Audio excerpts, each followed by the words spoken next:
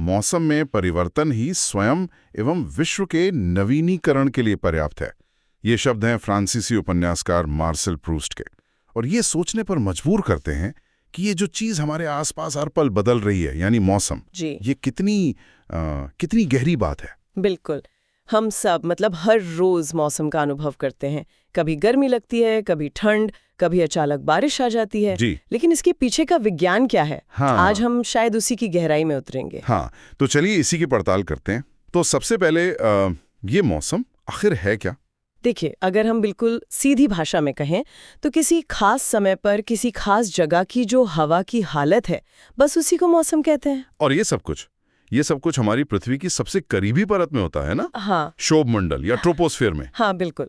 और यहाँ एक दिलचस्प बात है, ये जो शोभ मंडल है ये ध्रुवों पर पोल्स पर थोड़ा पतला होता है और भूमध्य रेखा यानी इक्वाटर के पास ज्यादा मोटा, करीब 6 से 18 किलोमीटर तक। हम सब जीव जंतु इसी परत में रहते हैं। तो यहाँ जो भी बदलाव होता है उसका सीधा असर हम पर पड़ता है। सीधा असर। तो फिर मौसम को बनाने वाले मुख्य तत्व कौन कौन से? हमारे स्रोत में 5 चीजों का जिक्र है। तापमान, वर्षण बारिश बर्फ, फिर वायुमंडलीय दबाव, पवन और आर्द्रता, नमी। चलिए एक एक करके इन्हें समझते हैं। शुरुआत तापमान से करते हैं। ठीक है। तो तापमान हवा कितनी गर्म है या कितनी ठंडी।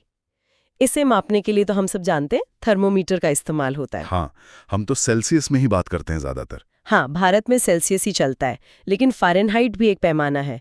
जैसे अगर 15 डिग्री सेल्सियस है तो वो 59 डिग्री फ़ारेनहाइट के बराबर होगा। और इससे रिकॉर्ड कौन करता है? यहाँ भारत मौसम विज्ञान विभाग का जिक्र है, जो 1875 में बना था। उनका ध्येय वाक्य, उनका मोटो बड़ा दिलचस्प है। क्या है?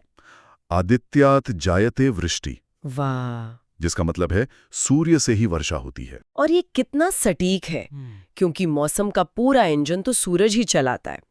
मौसम विभाग क्या करता है? वो दिन के सबसे ज्यादा और सबसे कम तापमान को रिकॉर्ड करता है। अच्छा। और इन दोनों के बीच का जो अंतर है उसे दैनिक तापांतर कहते हैं। तापमान के बाद वर्षण, प्रेसिपिटेशन, आसमान से पानी का किसी भी रूप में गिरना। हाँ, जैसे बारिश, बर्फबारी या फिर ओले। इसे कैसे मापते हैं? इसके लिए एक यंत्र आता है, वर्षा मापी या रेन गेज। ये एक केप जैसा जार होता है, उसमें बारिश का पानी इकट्ठा होता है और एक पैमाने से पता चल जाता है कि कितनी बारिश हुई। लेकिन पुराने जमाने में तो ये सब नहीं होता था। नहीं। तब लोग कैसे अंदाजा लगाते थे?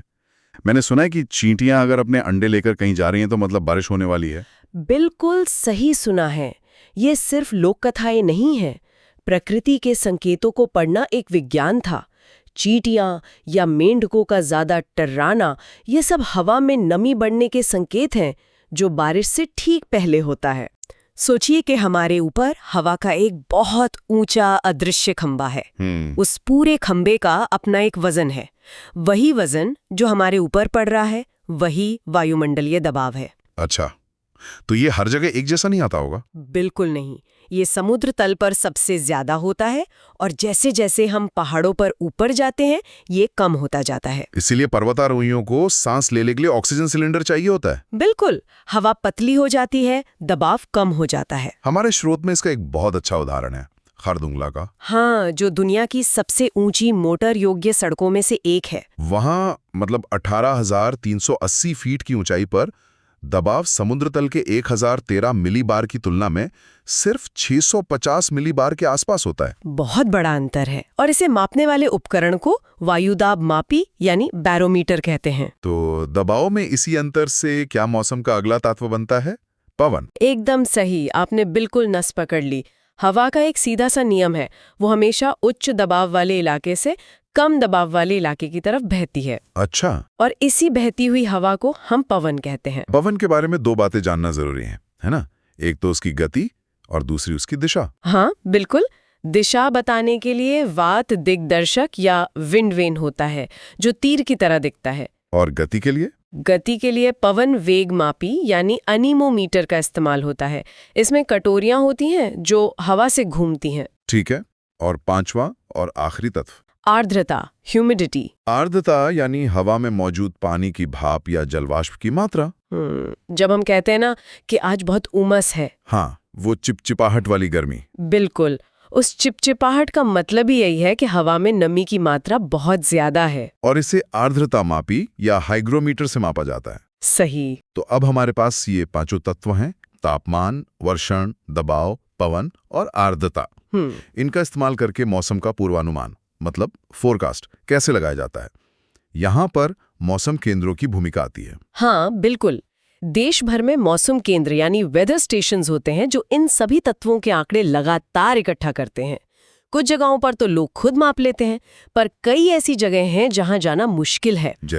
जैसे सिक्किम में 5,500 मीटर की ऊंचाई पर वहां स्वचालित मौसम केंद्र यानी ऑटोमेटिक वेदर स्टेशन लगे हैं। मतलब वो खुद ही जानकारी भेजते रहते हैं? हाँ, वो सौर ऊर्जा से चलते हैं और खुद ही सारा डेटा सैटेलाइट को भेजते रहते हैं। वाह! और इसी जानकारी का नतीजा हम रोज अखबारों में या टीवी पर देखते हैं। हमारे स्रोत में 19 मई 2024 का भारत का एक मौसम चेतावनी मानचित्र भी है। उसमें अलग-अलग रंग और संकेत हैं। हाँ, कहीं पीला रंग, कहीं नारंगी, कहीं लाल। ये बताते हैं कि कहाँ भारी वर्षा होगी, कहाँ लू चलेगी या कहाँ आंधी तूफान आएगा। और यह पूर्वानुमान सिर्फ हमारी सुविधा के लिए नहीं है, ये बहुत बहुत ज्यादा जरूरी है। कैसे? इससे मछुआरों को समुद्र में जाने से पहले चेतावनी दी जा सकती है, किसानों को उनकी फसलों के लिए तैयार रहने में मदद मिलती है, और चक्रवात या बाढ़ जैसी आपदाओं से निपटने की तैयारी भी की जा सकती है। बिल्कुल। जलवायु परिवर्तन के कारण अब ऐसी घटनाएं बढ़ रही हैं, तो सटीक पूर्वानुमान की अहमियत और भी ज्यादा हो गई है। तो कुल मिलाकर मौसम इन 5 तत्वों का एक बहुत ही जटिल खेल है। तापमान, दबाव, हवा, नमी और वर्षण, इन सभी को एक साथ समझकर ही हम ये अनुमान लगा पाते हैं कि कल का दिन कैसा होगा।